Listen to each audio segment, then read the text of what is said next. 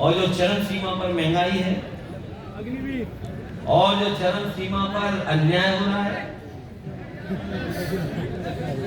जो लोग आंकड़े जानते होंगे, आंकड़े जानकारी कर लेना। जब से बीजेपी की सरकार आई है, एनसीआरबी के आंकड़े कहते हैं कि बीजेपी के 10 साल के कार्यकाल में 1 लाख किसानों ने आत्महत्या की। 1 लाख किसान जिस देश की आत्महत्या कर रहे हो, तो बताओ वो देश कैसे विकसित भारत बनेगा? नहीं। हमारे विधानों से अगर पैसा न वसूला होता तो इनकी विकसित यात्रा भी न हो पाती। ये प्रधानों से पैसा वसूल करके विकसित यात्रा की है। तो 1 लाख किसान अगर आत्महत्या कर लें, नौजवान को नौकरी न हो, उद्योग कारखाने न लग पा रहे हो, और कितना बड़ा सपना दिखाया बड़े बड़े उद्योगपतियों को बुला करके यहाँ कारखाने लगेंगे, उद्योग लगेंगे। अगर एक भी उद्योग कारखाना लगाओ तो बता दो नहीं लगा।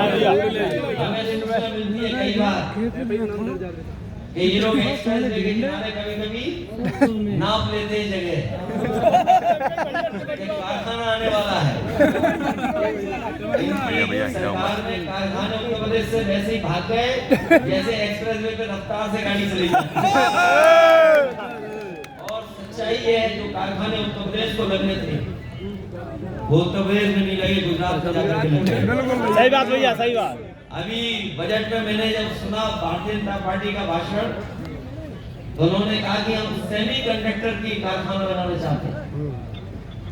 सेमीकंडक्टर और दुनिया का बड़ा कारखाना लगाना चाहते हैं। वो कारखाना आपके यहाँ नहीं लगा,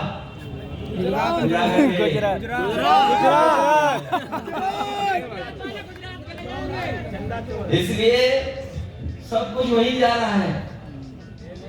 और इलेक्टोरल बॉन्ड्स बताओ कहाँ गए सबसे ज्यादा? भाजपा में। आंकड़े नहीं दे पा रहे थे। ये चंदा नहीं है,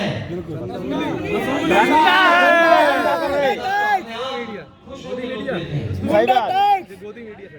लोग आपका सहयोग करते हैं उसको चंदा बोलते हैं।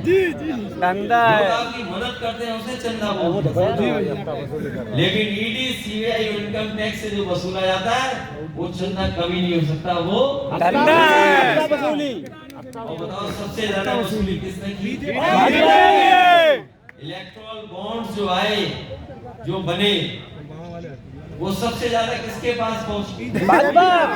और जब से इलेक्टोरल बॉन्ड से जो उनका बाजा बजाया, बैंड बजाया है, उसके बाद तो वो ध्यान हटाने के लिए कार्रवाई कर रहे हैं। मोदी मीडिया सर कुछ बोल ही नहीं रही है। कभी कोई सोच सकता है एक ही व्यक्ति एक को पैसा दे तो वो कह रहे हैं कि काला धन है, और वही कंपनी बीजेपी को अगर पैसा दे तो वो चंदा। ये पता है वो नहीं पता है? एक ही कंपनी जिसने पैसा दिया तो उसको तो दूसरी तरीके से फंसा रहे हैं, और एक अगर कागज पे दे दे पैसा तो वो लीगल है, वो बेईमानी नहीं है।